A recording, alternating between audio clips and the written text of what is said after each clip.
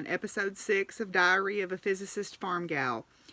My name is Deborah, and among many things, I am a professor of physics and astronomy at a local four-year university.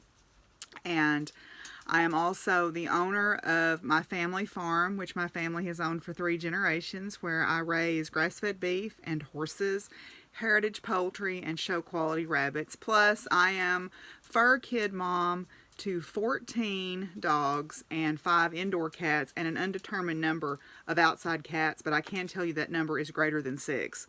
Not sure how much greater, but some. If you're a new viewer, I would like to welcome you to this podcast. I talk about my crafting, which I knit, I crochet, I sew, I quilt. I like to do all the crafts. You'll see me talk about a little bit of everything from jewelry making to basket weaving, but mostly right now it's knitting and crocheting because it just seems like it's that time of year. I also talk about science, and I talk a little bit about life in general. Plus I give you a rundown on what's going on the farm. So if you're new, welcome. And if you're returning, I'm sure glad you're back. I'm sure proud you're here with us, and I hope you enjoy episode number 6 of Diary of a Physicist Farmgal.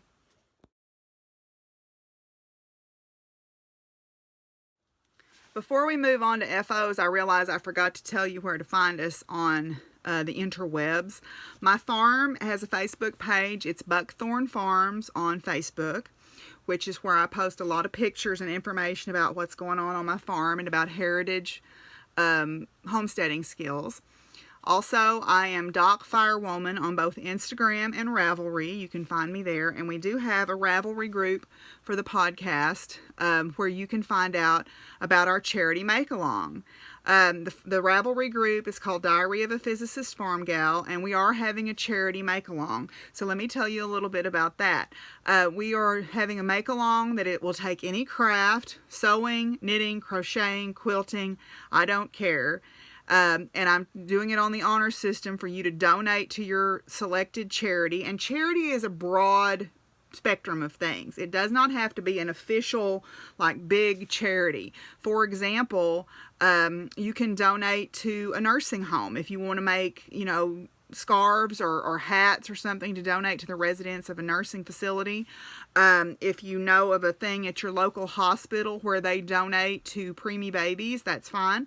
Or if you want to just make a bunch of hats and yarn bomb the downtown area of your city so that people who are perhaps on hard times and need a warm hat to wear can pick them up, that's fine with me. I don't care. I would just like to know what you're doing, just because I think it's interesting to see what people do. You can even make things for your local animal shelter or animal rescue if you want to do that. I'm not picky. It runs until July 2nd, and the reason July 2nd, that's my birthday, and we do have some prizes. So let me show you some of the prizes that we have. Now, I've already shown the yarn, or I'll show it one more time.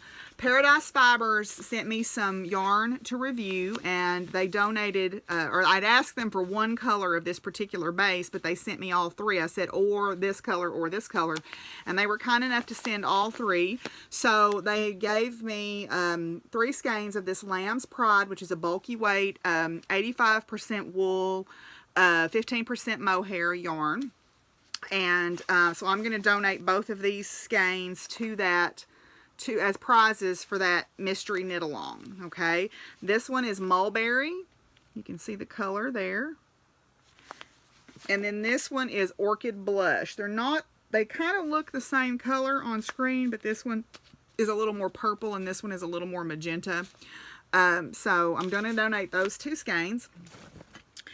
Then I'm also personally going to donate the winner's choice of pattern up to $10 on Ravelry, so you'll have that. But an amazing thing that I got in the mail this week from Jasmine at Tesla Knits.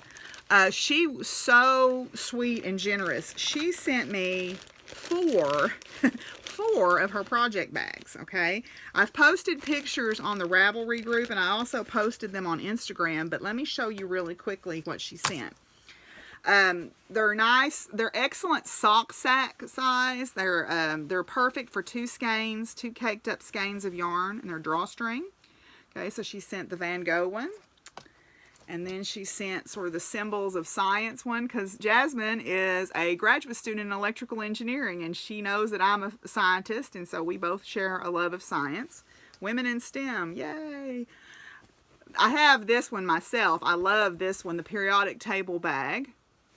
And then I also love this one, the foxes. So she sent a nice selection of those, and to go with each one of them, she sent along a set of stitch markers and one of her logo tape measures. So it's Tesla Knits. She has an Etsy shop, and she's also on Instagram as Tesla Knits. Okay, so go on there and give her some love. She has from time to time she has some dyed yarn, hand-dyed yarn, and she also sells sock blockers, which I showed in the previous episode, which are very affordable.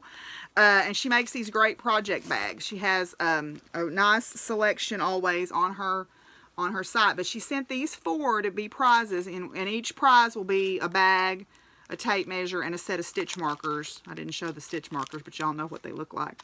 That'll comprise a prize. So I was really very humbled that she went to all the effort to send me 4 project bags. 1 would have been a wonderful prize. 4 is just amazingly generous, and I'm really touched by the generosity of this community. I had mentioned last week about the fundraising efforts from the Shiny Bees, or talked about on Shiny Bees podcast with Countess Ablaze, doing the yarn to help out Women's Aid. And then earlier this week, or late last week, I saw a post of a friend, or of a woman whose friend had got cancer of the esophagus, and during her operation things went very badly, and unfortunately she passed away, and she was a young woman. She was only in her 30s.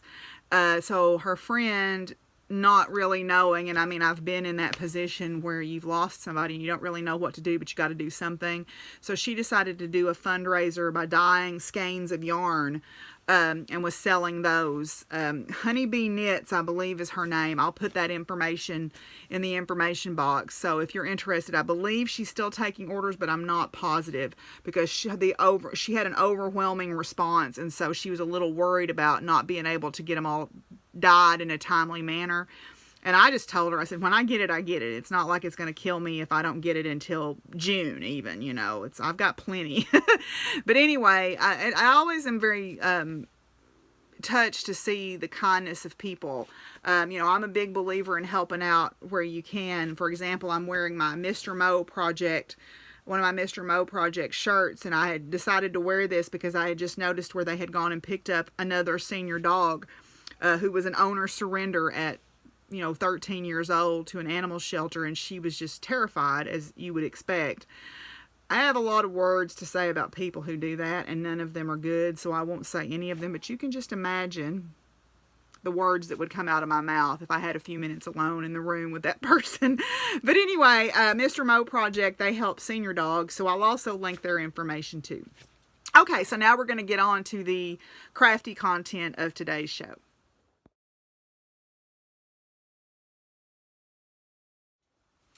Okay guys, I am joined by my apparent co-host, Willie, because he has to be in here every time I do this because he hears me talking. And I am going to start out with some things that I have finished. Now, because I'm doing, maybe a little foolishly, 2 mystery knit-alongs, and I am not a fast knitter, I don't have a lot finished to show you. So I'm going to show you my one finished object, and then I'm going to show you some previous finished objects and talk a little bit about a hard lesson that I learned. So the one finished object that I have is my bunny rabbit. Okay, this is my bunny rabbit from the pattern is a pattern by Prince and Peddler. Okay, and they had it for free around Easter. I don't know if it's still free. I should have looked that up. I am making several of these because this little one is 15 grams. Okay, and I need 50 grams of yarn used to qualify for Yolanda on Happee Knits, her Spring Fling knit along. So I guess I'm going to have to create Watership Down and make a whole bunch of these, but that's okay. I have quite a few of them. The yarn is just some scrap yarn that I had that someone had given me. It reminds me of candy. My mom used to love Easter. Well, she loved all holidays, but she loved Easter because you could get spiced jelly bird eggs, which were jelly beans, but they were spicy. I remember the red ones were cinnamon, which I always love those the best. But kind of the colors in the little bunny remind me of that. So it's a very simple, very, very fast to make up little pattern. He's got a little popcorn stitch tail there. And so I thought these guys looked very springtimey and Eastery. So I'm going to enter, I'll have to make at least 4 to qualify for the criteria of the knit along. So I'm going to make 3 more. They should make up pretty quick and have, I guess, Watership Down. So anyway, so there's my first FO. Okay, I had to make Willie get down. He was not really happy with me. But I'm going to show you something that I made earlier this year because I just love it. It's a very thick and chunky crocheted shawl. Oops, I didn't weave my ends in yet. Okay, so it's a very thick and chunky crocheted shawl. The pattern is by Knitwit Nicole on Instagram, and she has an Etsy shop where I purchased the pattern, and she was very, very sweet. She sent me a message and said, "You're the very first person to buy one of my patterns," so I was very tickled about that. It's just a very bulky weight shawl. It is probably too bulky for most of the year, but I'm a big girl and I think I can carry it off. I made it in about a day, and I'm a little bit faster at crocheting than I am at knitting. So I made it in about a day out of bulky weight or super bulky yarn. Okay, it is acrylic yarn, which, you know, that's fine. I don't mind having a few things that I can wash in the washing machine and dryer. And then it has this fringe on it. I need to double check my fringe to kind of get it all nice and even. I haven't blocked this yet. I need to block it and weave in my ends, but I thought it was a pretty color. It's a nice, beautiful kind of blue there, like a cornflower blue almost. Matches my eyes, I think. Maybe. Anyway, so I liked it. I thought it was a neat, bulky shawl that I could wear with a turtleneck or a mock turtleneck this winter for work. So anyway, so that's my first FO. I finished that not recently. I finished it maybe in February. But I wanted to show you something besides my bunny rabbit. Now, I'm going to show you this. And this was the first expensive yarn that I ever purchased. I bought it at Gate City Yarns in Greensboro, North Carolina. And I crocheted a virus shawl. Now, I did not know my butt from a hole in the ground about buying this kind of yarn. I just thought it was really pretty. So, consequently, I did not buy enough. I had the lady help me. And I must have been confused reading the pattern. I'm not going to blame it on her at all, but I ended up with not enough yarn. So this is Mountain Colors Twizzle, and this yarn is called Bitterroot Rainbow. The colorway is called Bitterroot Rainbow. Okay. Now, here's a few things that I learned about this. I learned to read a pattern a little bit better. I learned that you don't put this stuff anywhere close to a dryer, because if you look at it, I almost felted this sucker when I was getting it ready for the fair. The other thing I learned, this gold bleeds like a mother scratcher, because I made the mistake of putting this in with something light and it turned that thing yellow.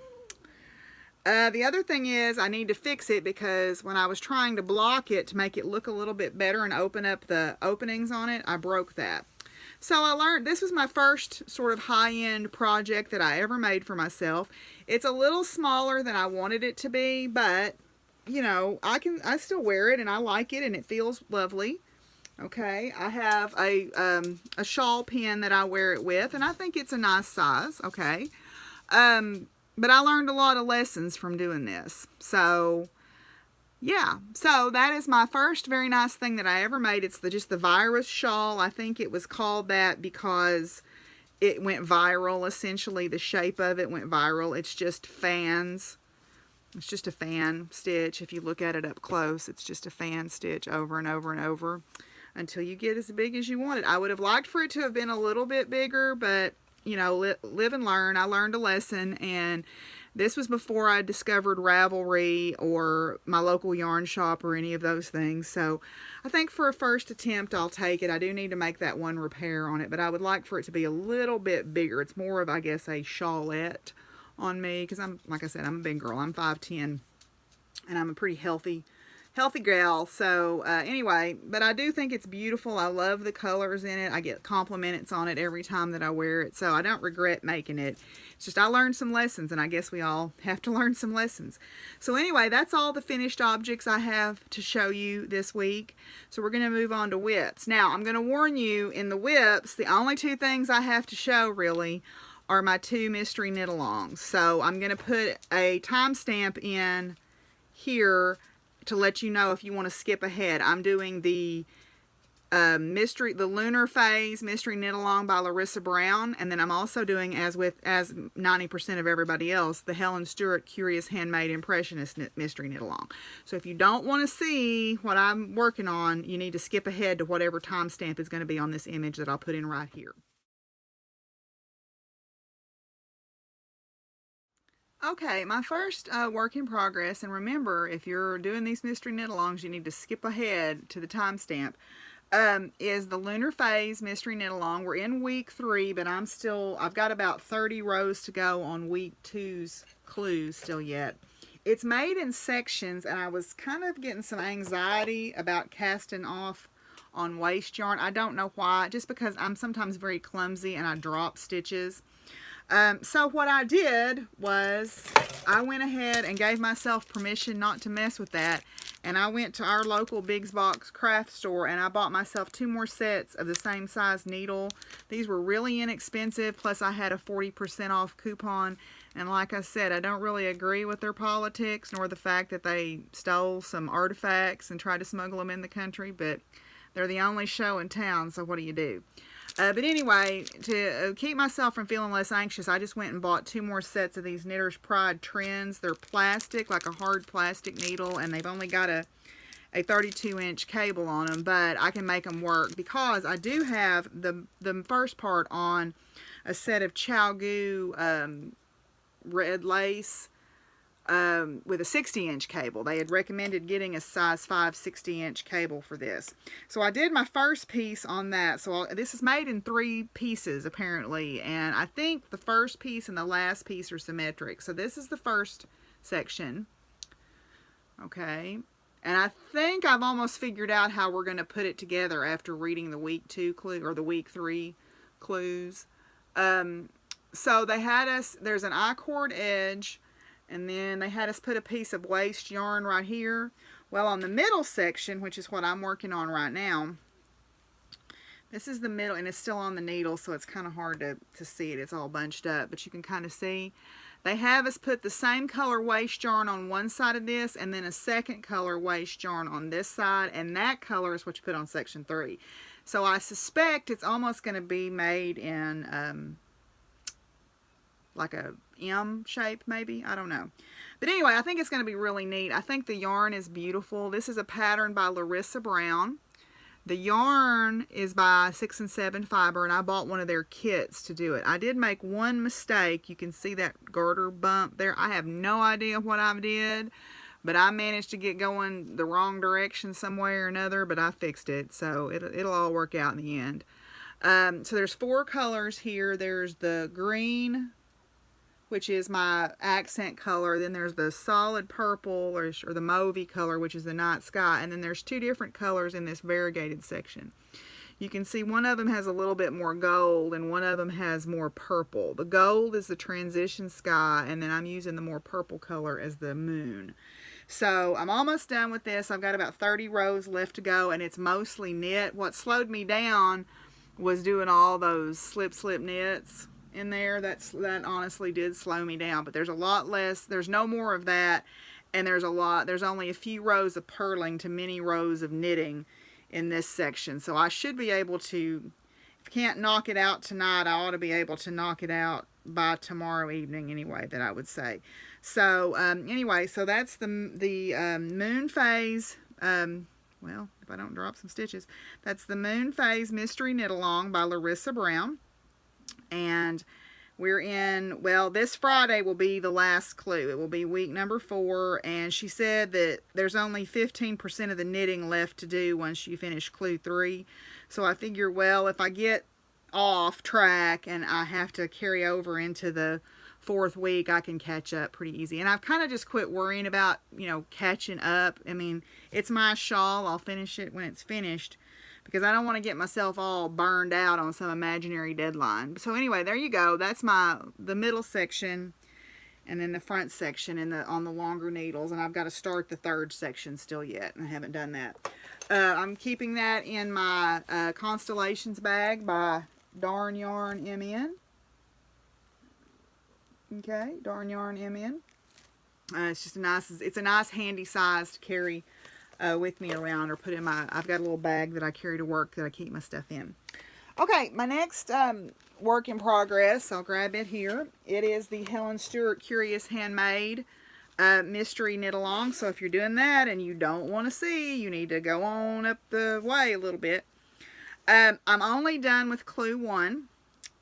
I'm going to start on this after I finish section 2 on this other one. But I did get finished with clue 1 in a timely manner, and I was pretty proud of myself. There's less rows on clue 2, I've noticed, but there's lace, and I had to go through and change the decrease instructions, because if I need a right-leaning decrease, for me, that's a slip-slip knit.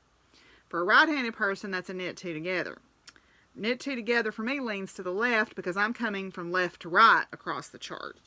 So, more about that later. But anyway, so here is my one for this. Okay, so let me see if I can kind of spread it out here a little bit. So you can see my 2, I've just introduced my 3rd color. You've got my 2 other colors. There's a little bit of yarn over eyelets here, and then I've just introduced my 3rd color. I think it's going to look nice. I'm excited. I'm anxious to get on up into this section so I can see how it looks. So you can't really tell squat about these things on the needles, I realize, but you can kind of see. I think my colors are working really well together. These are not colors I would normally pick out to use, but I think they work really well together, and they're definitely coinciding with the themes of the Impressionist Masters, so I'm proud of that. My yarns that I'm using for that, the light and the medium color, are both Primrose Yarn Company. This is the light is their Sophia base, which is an MCN, and then this is just their regular Adelaide base sock yarn. And then the dark is Kimarie Knit Knacks in 7525, and the colorway is Area 51. But I think they look well together, so I think that it's going to be a pretty shawl when it's done. So I'm tickled about that. I'm keeping all of that in my April 9 Designs little otter bag. Okay. And so she's on Etsy also. You can check her out. So there is my Helen Stewart Impressionist Mystery Knit Along. So that's all the whips that I have this week. That's plenty for me, because I can't, I'm afraid.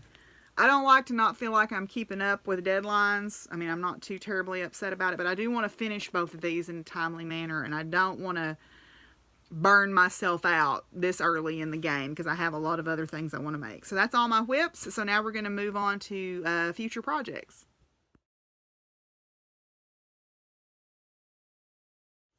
Okay, in the interest of keeping things relatively brief, since I babbled on a lot last week, and I apologize sometimes for the length of these, but hopefully I'm keeping you company while you're knitting. I'm only going to show 2 future projects.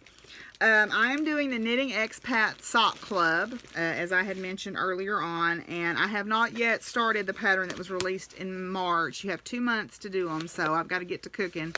It's the Derive socks. Derive? I want to call it Derive because I'm a mathematician. But Derive socks. There looks like there's some eyelet texture in there. And the Grocery Girls this month are doing striped socks as their extra bonus entry. So what I'm going to do, as much as I fussed and cussed about that Peyton's Croy, I've got 2 more balls of it, and it's a striping But it's subtle, so I think it will work okay for the texture, because it's kind of reminiscent of what she's used. I'm going to use this stuff up. Y'all may hear me cussing from a long way off. But I'm going to try, instead of using those Addy Turbos, I'm going to try using the Maluka needles, which I have used before. Okay, I'm going to try those to see if, because they're a little more blunt, to see if it helps with the splittiness. I've talked to a couple of people. Vanessa on a Historian Knits, she said, I think it's the yarn, so I don't know. I'm not hopeful, but we'll hope for the best, right? Prepare for the worst and hope for the best, right? So that's what we're going to do. Okay, the only other thing that I'm going to show, and this is not even really a work in progress other than I got this out. Since I have become a little bit obsessed with pins, with enamel pins, and I already had quite a few, I decided rather than put them onto a canvas bag, because I'm really weird about losing my stuff. I guess it's because when I grew up, you know, my dad moved us in with my grandparents, and I didn't really have my own room. I slept in the living room. And for a teenager, I was an awkward kid at the best of times. And for a teenager to make them sleep in the living room where everybody's coming and going and you don't have really anywhere for your stuff, you know, a lot of my stuff got lost or damaged or thrown away because it was in the way. And so I'm really weird about my stuff, and I'm weird about stuff that to most people doesn't have a lot of monetary value, but to me it has sentimental value. So I was like kind of freaking out about losing my pins. So I was looking online, I was looking on Pinterest for some ideas, and I talked about the pin pennant that Amy off the Stranded podcast had. But I saw a really cool idea where you take an embroidery hoop and you stretch fabric across it, or maybe you could do 2 layers of fabric and batting in between to give it a little bit of body. You stretch it across here and then you pin your pins on it. And I thought, well, that's a nifty idea. And I just happened to have one of my, this is my mother's. This was my mother's cross-stitching hoop. And you'll notice it's got a little crack in it right there. So I didn't really want to use it for cross-stitching because I didn't want to wag it around too much and have it break completely. And yes, I know, it's just a hoop she probably bought at Walmart for little or nothing, but it was hers. And she made a lot of things on this, and so I thought it would be really cool if I made myself a pin holding apparatus out of it. So I'm going to try to do that. I was going to try to get that done before I recorded this tonight, but I didn't get done. I had another cow out. I think this time he got out, it was actually a young bull. He got out on the back side, way back of the back, and followed the fence up to the road because he was the cattle are not anywhere over here tonight. They're way over by the pond, and he was up here by himself. And he went back through the fence. So that tells me he didn't come out of a hole. So I've probably got a tree. The back part of my property is in woods, so I suspect there's a tree on the fence. But anyway, I didn't get that. I went down there and was visiting with my neighbor down the hill from me a little bit, and that took up my time that I was going to use to kind of mock this up. So those are my 2 sort of future crafting ideas among the millions of others that I've shared with you. So let's come back and talk about some acquisitions.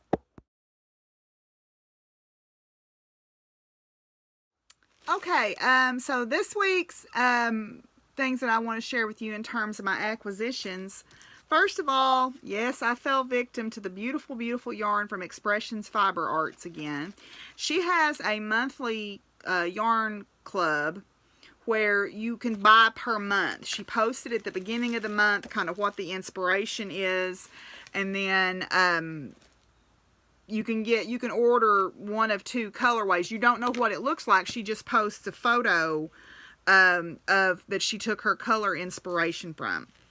And after the horse show that I talked about on last week's episode, that Saturday night I was feeling pretty down in the dumps, and she had posted the picture, and she posted one called The Last Unicorn. That was going to be the name of the yarn.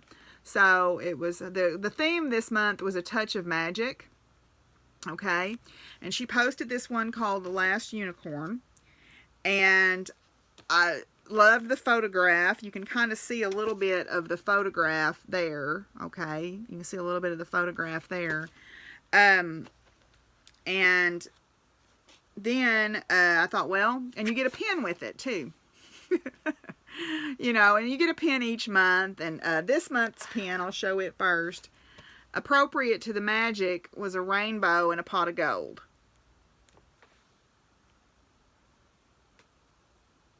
Okay, I hadn't quite figured out how to get those pins to focus yet. But anyway, so you got the little pin. And then this month's yarn suckered me in too, because it was 50% silk, but it was 50% yak. And I had been wanting to try, I haven't gotten to branch out very much in my yarn choices, and I thought, ooh, yak. And I had looked at the My Yak yarn, and I want to get some of that too at some point. But this is, and Lord knows I didn't need a lace weight yarn, but I have been looking online at patterns, and I have found a shawl, because what I want to try to do is learn to do some beading. So I thought, well, that'll make it really magical. So here's the yarn. You can kind of see it's kind of this beautiful beige color with sort of a foresty green, and then there's shots of teal, and then there's some fuchsia and blue, like a royal blue and stuff in there. It's a really beautiful yarn. It's very soft, and it is a lace weight, so it's 680 yards in 100 grams. Because you know I'm just such a fast knitter. But anyway, I couldn't resist that. I've picked out a couple of patterns I want to try out with it on Ravelry. It is soft as an angel's butt. Assuming angels' butts are soft. Bunny's butts are very soft. So it's soft as a bunny's butt. How's that? But anyway, so yeah. So that was one of my acquisitions just this week, actually. Like I said, I tend to be a little bit of a depression shopper, so if things kind of go sideways, I tend to get on my phone, and that's not a good thing, you know, sometimes. But it's okay. I mean, it's not like I don't pay my bills first, and all my animals are fed first, so I kind of figure, well, you know, you can't take it with you, and that's been evidenced by some of the estate sales I've been to. So might as well enjoy it while you're here, right? Okay, then my next acquisition... Sarah from the So Sweetness podcast very frequently has beautiful fabric. She's a bag maker, and she has patterns that you can buy, and she does post free patterns or has free tutorials online. But she has some very beautiful fabrics, and she had flashed up a bag that she had made, and it just immediately caught my eye. It was bright. It was orange and pink and very bright colors and a very graphic design. And so I knew the brand of fabric that it was. And so when I tried to look online, it's a discontinued fabric. But it was recently discontinued, so I kind of took a shot that it was going to be still available somewhere. So I did a little bit of poking around, and I found it on Etsy. I didn't find the same one that she had, but I found one that I like even better. I love that deer. Isn't that neat? Okay. So this fabric is actually discontinued, but I did find a yard of it online for not crazy expensive, you know. So I ordered a yard of it. The pattern is called Dear Me. Okay. And so I ordered a yard of it. I'm going to make a bag or some bags or something out of it, but I just thought it was just so beautiful. I love the graphic nature of that. I just thought it was really beautiful. Very mesmerizing. So I ordered myself a yard of that. And then, of course, there's other ones in this same collection that are other animals, and you'll see those eventually. Okay. Okay, so, now, the next thing that I got, again, I don't really appreciate the politics of our local big box store, but, you know, when they're the only show in town, you don't have a lot of choice. A friend of mine works there, and she had messaged me, and she said, hey, we're fixing to clearance a whole bunch of brands of needlework, like embroidery and needlework and cross-stitch stuff. Like, I need more of that. But when it's marked down to 75 and 80% off, I can make room. So, I went in there and found a few things that I thought were neat, and I'll share some of them with you. Now, this one is a pretty cool design. It's a plastic canvas welcome sign. Okay, and I love Halloween and fall. I love Jim Shore designs. I've got some Jim Shore statuary in my Christmas stuff. And I have a witch, Halloween witch. And it's plastic canvas, so guess what? I can enter it in the fair. So, you know, hey, I thought that was pretty cool. All right. Then I found a needle felting little kit where you, I love to see these people. I follow a couple of makers online that do like pet portraits or nature portraits with wool felt. And I showed last week the little felted otters. Well, I thought, well, I'd really love to learn how to do that. And so what I found was a kit. I found a couple of these actually. This is one of them, okay? This is one of them that I found. It's a wool felting kit, and it comes with all the materials that you need. Okay, and then it's done. And I thought, that's pretty cool. And I can enter it in the fair. There's a theme here, you see. All right. Then, you know, Aunt Martha's iron-on transfers have been around for donkey's years, as they say. And I've got some that I have picked up at different places, and I've got the towels. And I haven't made them up yet, of course. They're sitting in the pile of doom. But they had some of those clearanced. And I couldn't pass those up because they're farm themed. So this one is Patchwork Apples. Okay, and these are the ones you iron on to the towels and then you embroider them. But this is the one I really thought was cool. It's Farm Life. So, yeah. Farm Life. So that's Aunt Martha's. And those have been around for donkey's years. You know, I mean, a lot of the cute little sets that you see that have like a towel for every day of the week are Aunt Martha's transfers. So I have a lot of those already.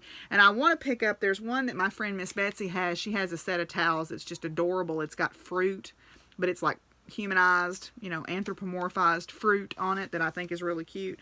And I'd like to get that. Okay. The last thing that I'm going to show, I wasn't going to buy this because I thought, well, you don't need another embroidery on a hand towel project.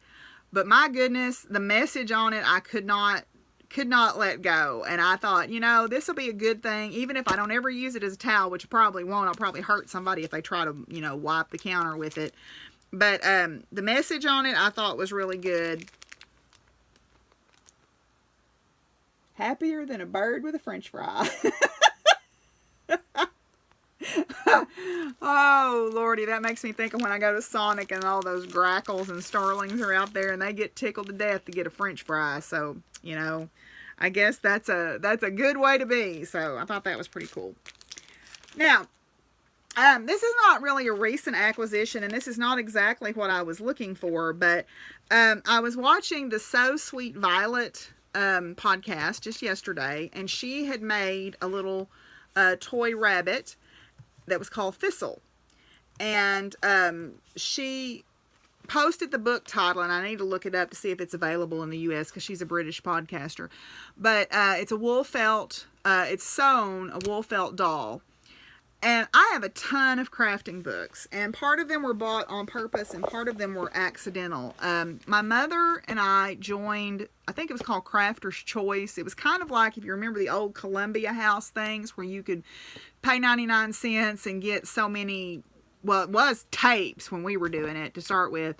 And then it became, I guess, CDs, and I don't even think it exists anymore. But, you know, where they got you was on the price of the ones you bought afterwards. And I guess if you put a pencil to it, you really didn't come out ahead, but you didn't come out behind either. But Crafter's Choice was a company that did crafting books. And what they would do is they would send you a card, and if you wanted the selection, you didn't have to do anything. They would just send you the books, and then they would bill you. Or you could select different books and whatnot. Well, after my mom passed away, I found in her closet about 20 boxes of those books. There were 2 boxes, or 2 books per box, where she had just got them. And I guess at the end of her life, I don't know that she had dementia necessarily until after she had incident of sepsis. Then I know she had dementia. But prior to that, I think depression kept her from just wanting to do anything. And I had come home one day and they were here to turn the lights off. And I'm like, what's going on? Because at that time, the deal was, since I had to purchase the farm and pay, you know, a fair chunk of my take-home pay, that they would pay the utilities. And so they were here to turn the lights off, and they said the bill hadn't been paid in 4 months. And I was like, what? And Mom said, I just didn't feel like doing it. You know, I guess people handle depression in different ways, and I kind of get that because, you know, when I'm having an episode, it's very hard for me to get things in the mail or get things done. And so I guess she had gotten these things and just not sent the cards back, and they were sending her, you know, they were calling her and sending her notices, you know. And I finally got on the phone with them one day and said, you know, after the first 2 or 3, you needed to figure out what was going on and stop sending them. And they still sent them even after she died. I still got boxes of them. So it's kind of a scam almost, kind of like, you know, the magazine subscriptions and all that stuff. You know, my mother, they would get them on the phone, and what they would try to do is get them to give their bank account number so that they can deduct money every month. So if you've got older parents, kind of start monitoring what's going on, because when I moved home, you know, one day I came home and some fella had talked my mom into some magazine subscriptions. Well, she wasn't paying it, and they had called the house, and I finally got on the phone with the guy, and if they were taping me, I'm pretty sure I melted the tape. I got pretty hostile because I said, I would like to know who the person was that convinced an 85-year-old Caucasian woman that she needed a subscription to Rolling Stone, Jet, Ebony, Forbes, and Sports Illustrated. And they're like, well, and I said, no, we're not doing this. The other thing that they do is they do septic tank cleaner. If you live out in the country, they'll try to sell you septic tank cleaner so that they can deduct money out of your account every month. That guy got an earful too. I'm not proud, but I have got a foul mouth when I am mad. And he heard all kinds of words. But anyway, you know, I don't like people that take advantage of the elderly, and that really made me mad. So anyway, enough about that. What I was going to say is I got to thinking about that book, and I thought, surely in all these books I have something similar to that. So I made just a cursory examination of my crafting books. I didn't find a book of little animals, but I did find this cute little holiday decoration book that's all felt. And there's some little, there's not any little dolls in here per se, but there are some really cute projects like a Christmas candy garland. Isn't that cute? And then there's, you know, just obviously a lot of ornaments, very simple ornaments to make. But some of them are kind of unusual, like animal crackers that look like the iced animal crackers. Thought that was really cute. And then this is kind of neat, if you have scrappy stuff where you can, like, go to the thrift store and find felt old wool sweaters that have been felted and make really cute little Christmas trees. So it's kind of a recycling project too. So anyway, I just thought that was really neat, and I have a lot of these, but I was really charmed by that little doll that she was showing on the So Sweet Violet podcast. So I'll probably try to end up finding that book. But anyway, so that's my acquisitions for today. So now we'll move on and talk about some science. So if you're here just for the craftiness, we're done.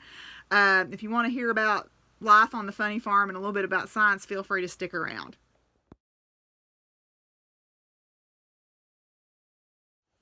Okay, some sciencey stuff to talk about, and it's kind of related to crafting too. I had gone down to Adkins last Thursday, and we're finishing up our Cherokee double wall baskets and with the outreach program that we've been doing. And there was a young woman who had been kind of struggling with hers. I'd helped her get started on it 2 or 3 times, and she finally just, you know, plopped down beside me, and I was sitting there knitting. Because most of the kids are done with their baskets and they're working on like their presentations and their PowerPoints and stuff for our big parent night that's coming up. But this young woman was sitting there and she started asking me questions about my knitting.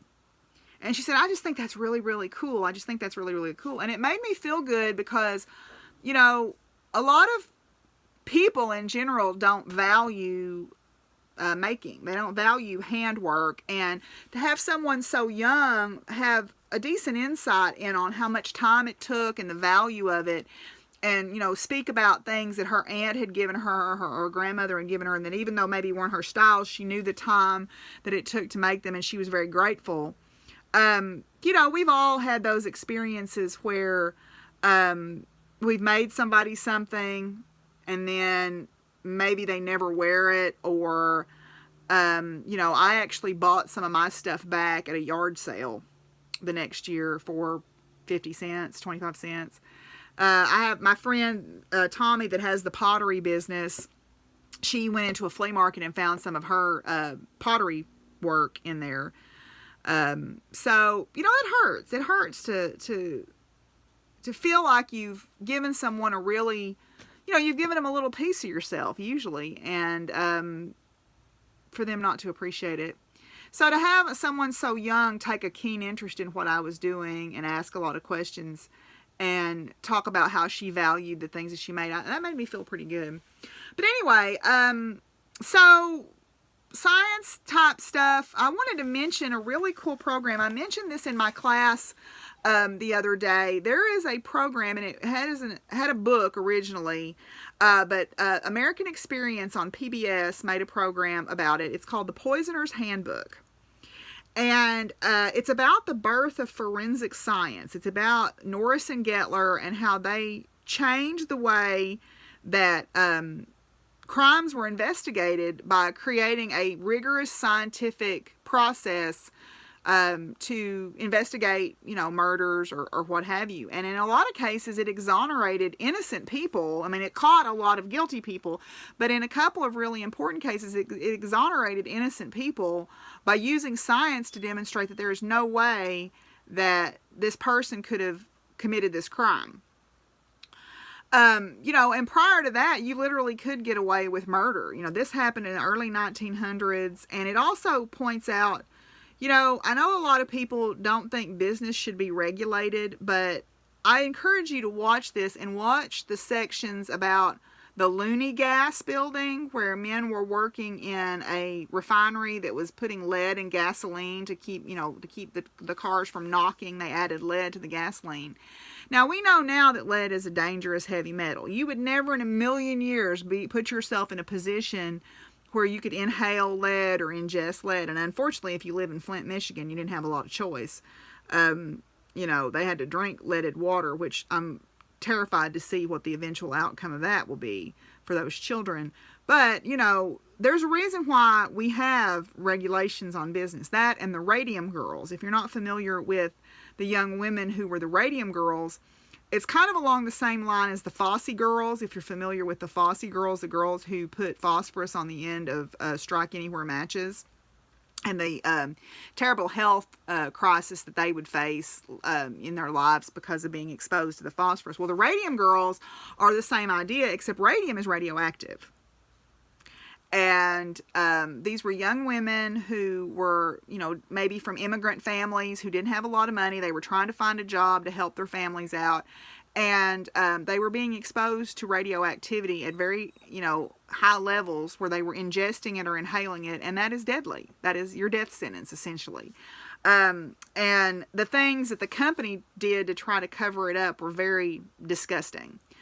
But I encourage you to watch it. It's a very, very interesting program. It's only about 2 hours long. I don't think it's available on pbs.com anymore, but I do know it's available on YouTube, so I will link it down below. It's a very interesting program if you love the history of science and you love sort of the social implications of science and that period of time of history. I encourage you to check that out. So we have a big month coming up. You know, it's middle of April, but we're already planning our May planetarium shows because my university is actually out after May the 5th or the 6th. The first Saturday of May is our graduation and we're out. But a lot of the area public schools are still in school and they're past their testing, and I'm not even going to get started on what I think about standardized testing because, again, I don't like to swear a lot on here anyway. But anyway, there is the kids are they're usually looking for field trips for the kids. So we have a nature preserve on our campus. We have the last remnant of a River Valley Prairie, Virgin River Valley Prairie on our campus. And then we have the planetarium. So what the school groups usually try to do is to do a twofer, where they do a planetarium show and then they do a nature reserve tour at the same time. And the person who is the director of the nature reserve had a big goal last year of running, 1,500 school kids through this program. And we did it. We're going to try to do that again this year, but what that means is we are starting to get booked up wall to wall for planetarium shows. And I volunteer my time to drive down 2 days a week. Since I live, 100-mile round trip away, I try to do 2. And I really don't feel like I can financially afford to do more than 2 days a week. But I end up doing 4 to 6 shows on those 2 days. So that's coming up, and that'll be exciting, because that'll be, a lot of excited kids, I hope, coming through. So that's kind of what we're talking about in my classes right now. We're actually moving into my favorite part of both my class, or all my classes. We're talking about modern physics, which is atomic and nuclear physics and quantum mechanics and all that cool stuff that, was going on in the late 1800s and early 1900s, and even still happening today. We're still discovering more and more with things like the Large Hadron Collider and the discovery of the Higgs boson and gravity waves, finding gravity waves or detecting gravity waves at LIGO from merging black holes, and now from the merger of 2 neutron stars. That's so exciting to me, to be living in a time where science is still advancing at such a rapid pace. And I also like dispelling fears. One of the things that people don't realize is they think radioactivity is this scary, spooky thing. And granted, it can be dangerous if you're exposed to it in the wrong way, but we live with it every day. I mean, if I had a Geiger counter sitting here, it would be clicking. Just because, there is, radiation around us. It's part of our natural environment. And, we as humans, the human species, have adapted to that. We ourselves have it. We have carbon-14 in our bodies, because carbon-14 is created in the upper atmosphere by cosmic rays, and then it drifts down, and plants uptake it, and either we eat the plants or we eat the animals that eat the plants, and we have a constant baseline level of carbon-14 in our bodies. And then when we die, or something living dies, that carbon-14 uptake stops, and it has a half-life of 5,700 years, so we can age things, radiocarbon dating. But it's part of our background. I mean, bananas have potassium 40. I think it's potassium 40 in them. So it's not something to be fearful of. It's part of our background environment. It's just you don't want to be overexposed. For example, X-rays expose you to a lot of radiation. Now, part of that, is necessary. It's not that it's going to, going and having a chest X-ray is not something you want to do 10 times a year, but having 1 or 2 done, certainly the benefit you get from finding out if you have pneumonia is outweighed by the minimal risk of the exposure. Dental X-rays are very low dosage, so there's not anything to be panicked about. But a few years ago, it was kind of fashionable in the celebrity circuit to have CT scans done, whole body scans is what they were called, to try to find problems ahead of time. And what these idiots were doing was exposing themselves to 1,500 times the normal background radiation to have this done, just to say, oh, I had a clear scan. Now, if your doctor thinks you need one, that's another story. But if you're just doing it to be one of the cool kids, then you're an idiot. Okay, so, that's something where if they had taken a basic physics class and stayed awake for that part, their teacher would have said, hey, this is not, the risk of this way outweighs the reward. If you think you have an issue, then by all means, go get medical imaging done. But don't just do it because it's fashionable, okay? It's not like eating quinoa or tofu. It is actually dangerous to your body to expose it to huge amounts of radiation on a regular basis. And so these people were doing these things twice a year or every 6 months or whatever. And I'm like, good grief. But anyway, so background radiation is not something to be afraid of, but don't go looking for trouble. Okay. All right, so that's kind of what my little science agenda for today. And so now we'll come back and talk a little bit about life on the farm.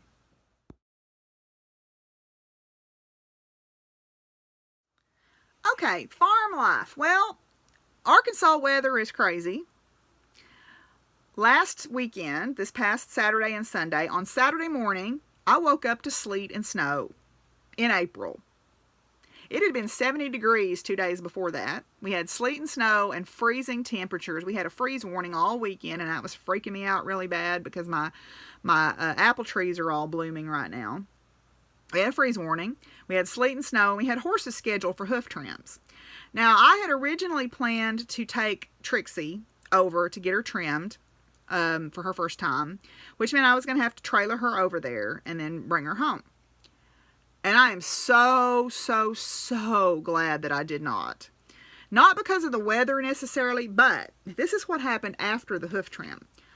I left. Now, I probably would not have necessarily been going this way if I had been pulling a trailer, but I might have been. I left afterwards and I was headed down the highway. Now, I can get to the barn either by mostly taking the interstate, or I can take the highway, the 2-lane highway. And I was going down the 2-lane highway because I just wanted to go that way. I was going to go play Pokemon. I mean, I play Pokemon Go. And so I was headed to town, you know, to Russellville to play Pokemon. And I was driving through London, which is where the barn is, and there was a county deputy sitting in the parking area where you turn in to go to the school. So I was making sure to mind my manners, and I was going the speed limit. And I was maybe a quarter mile past him, and I don't know where this guy came from. But I look up, and there is a Ford SUV bearing down on me at like 100 miles an hour. And when I say bearing down, I could read Ford in my rear view mirror on his grill before I swerved and went off into the ditch, and he blew past me on my side of the road and almost took the side of my car out. Barely missed me. I mean, freaked me out really bad. And of course, I'm swearing and cussing and calling him all kinds of things. Well, I get to watching him, and he's like, there's a line of cars coming, and he pulls over in front of them and forces them off the road. And it's not like he was swerving, like he was texting and driving. He was like aiming for people. So I'm that person that will call 911 on you if you're driving like a fool. And so I called 911, and about the time I started dialing, he hit a Dodge pickup truck. Now, luckily, the people in the Dodge had swerved out of his way and avoided a head-on collision with him. But by the time I got up to the accident, that Dodge was off across the ditch. Both of the driver's side wheels had been ripped off of it and were laying in the ditch at 2 different locations. There was a huge rut. And then this imbecile in this Ford, the Ford was sitting in the middle of the highway with both of the its driver's side wheels ripped off. You know, the airbags had deployed. So the first thing I did was look in the pickup truck to see, and those people were getting out, and I hollered, "Are you okay?" And I was on the phone with 911 dispatch. Well, the guy in the Ford gets out. It's pretty clear he's high as a kite. You know, I'm pretty sure he had some good old bathtub methamphetamine going on the way he was acting. You know, and that's something we have to deal with here in rural Arkansas. Anyway, you know, it's unfortunate that people have to fight those demons. But he was, you know, causing danger to others, and I don't appreciate that. You know, he got out and ran down the highway, and there were some guys that were stopped and had stopped meeting us, and they were working for an electrical contractor, and they got out and they were talking to him, and I'm on the phone, and I'm like hollering, "Stop that guy, he just hit those people." And the 911 dispatcher, I'm sure I blew her eardrums out, because the guy that was the perpetrator of all this started running away. And I'm yelling at them to stop him, or to at least get his description. And I gave the lady as thorough a description as I could, because I was watching him. I was probably 100 feet from him. But I was, describing what he had on, and his relative size, and what color his hair was, and which way he was going, and all of that stuff. And they did catch him. Luckily, the people in the truck were not badly injured. I think the gentleman had some glass in his arm from where the windshield shattered. The lady seemed to be fine. She was just banged up. Of course, when she realized how close they had come to being killed, she just sort of collapsed once the ambulance got there. But it turns out that the lady who cuts my hair knew the people and had told me, yes, they're okay and all this stuff. Because I had posted on Facebook about it. As you do, you know. Like, I can't believe this crazy idiot. And they did catch the guy. It just terrified me because, you know, if I had been going the other way, he could have hit me and it would have killed me in my car. You know, addiction is a horrible, horrible thing. And you know, my heart goes out to anybody that's fighting those demons. But my heart is a little hardened when you put people in jeopardy. You know, drunk driving, driving under the influence of any substance, texting and driving. It's not okay. Because you're not just jeopardizing yourself, you're jeopardizing other people. And that just, it freaked me out really bad. But luckily, you know, I don't know what they found out. I know that the vehicle's tags had been expired since '06, or at least the tag that was on it.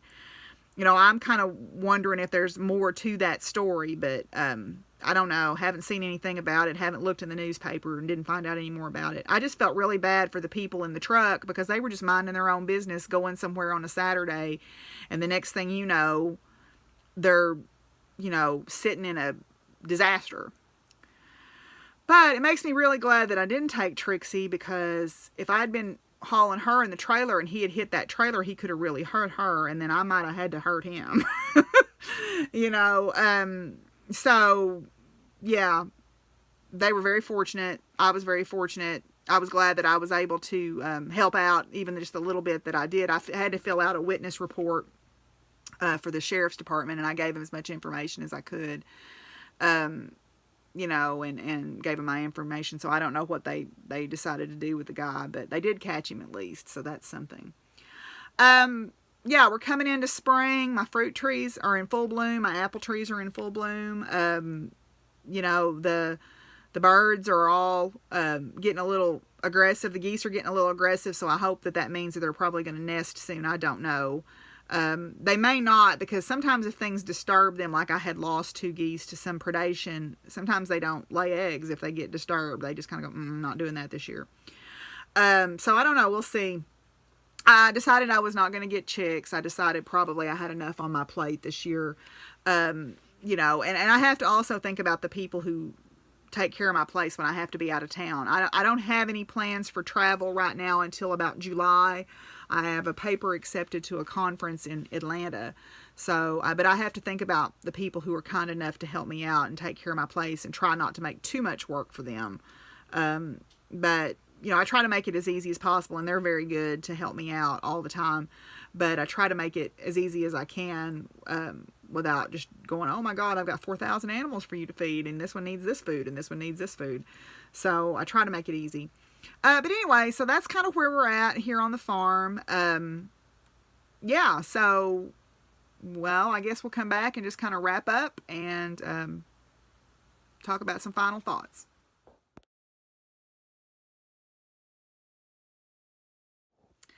Okay, guys, I'm just going to wrap up with a few final thoughts today. First of all, I want to remind you that April the 21st is local yarn shop day. So I hope you go out and show your local yarn shop some love that day. You know, it's very hard for small businesses to stay in business at the best of times and to serve such a niche community. It really is difficult, but I'm definitely going to make it out to my local yarn shop, Knit Two Together, that day and give Stephanie some business. She is supposed to be ordering me, or has ordered me, a ball winder and a Swift, because I'm getting a little tired of hand winding yarn. So I had her order me one of those. So those should be in by now. So I'm excited to get those. Yeah, and other than that, you know, I guess I'm thinking about starting a Q&A group in the Ravelry group, or a Q&A forum in the Ravelry group. So if you have any questions, I don't know what questions you would have about my wacky life, but if you do have some, you know, feel free to fire away. I have started an FO thread for the charity make-along, and I will be posting pictures of prizes as they come in. I know that Leon Alexander Yarns said he would send some yarn for that. They just got back from the DFW Fiber Fest, and you talk about some jealousy. Oh my goodness, I was looking at all the beautiful pictures from that. I know Yolanda went and vlogged it So you should hop over to her podcast, on the Happee Knits podcast, and check out her vlog. I'm gonna try to go to that next year. I didn't have the ability to go this year, but next year I have actually found a Fiber Fest with classes and stuff that's supposed to be in November, so I may try to head up to that. We'll have to see how the summer pans out, but I may try to go up to that. It sounds like it could be a lot of fun. So anyway, I hope you guys are doing all good and you're meeting your crafting goals. And until I talk to you again, y'all be good to each other and take care of each other, and peace out. Bye.